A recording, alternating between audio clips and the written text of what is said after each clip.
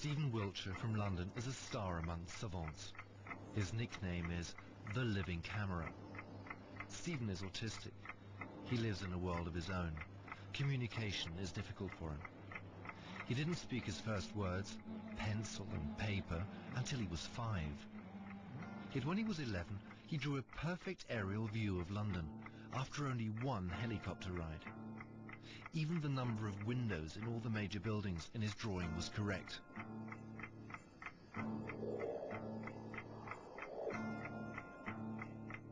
For this film, we're testing the living camera in Rome. Stephen has never seen the Eternal City from above before.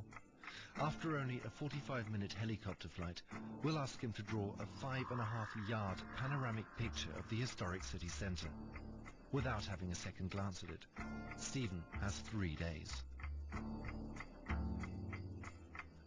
In these 3 days, Stephen will have to keep thousands of details in his head.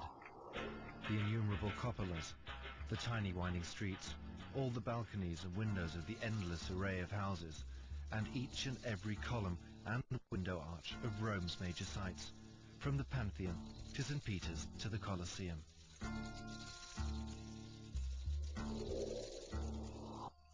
Five and a half yards of paper can look scarily empty. The amazing thing, Stephen starts the drawing as we would, with the Church of St. Peter's. But he doesn't do any sketches, nor roughing out of the space for the drawing. It's as if the panorama already existed within his head, with all the proportions, all the roads, all the details. At the end of the second day, Stephen is a good halfway through his creation.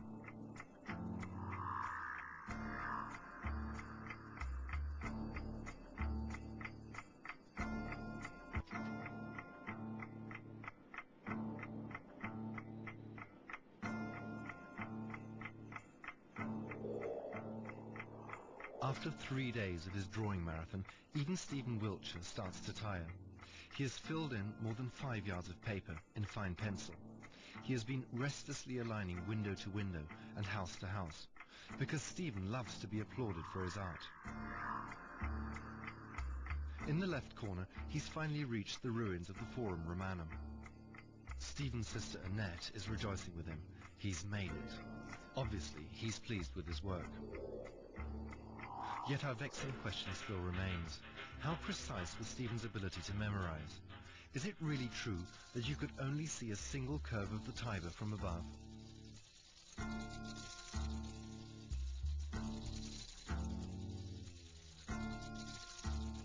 We started to compare the accuracy of the drawing with the real thing. Is Stephen's version of St. Peter's cupola too dominant?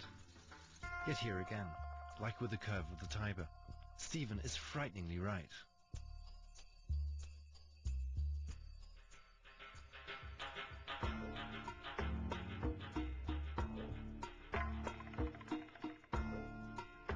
We wondered if the famous Roman hills should probably stand out more in Stephen's panorama. But again, Stephen had seen it better. From 1,000 feet up, the hills are, optically, almost level. Checking the Pantheon, we did discover some minor inaccuracies on the roof. But the number of columns of the portal is, again, absolutely correct.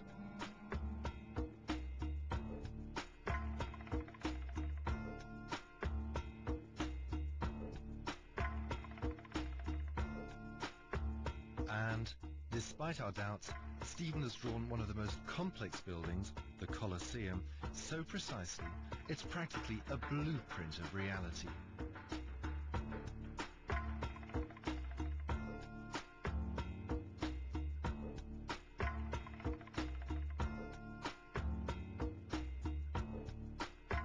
Stephen was also accurate in the instances we checked of nameless buildings and side streets. Had he had more time, his sister Annette believes, he would have put in even more detail.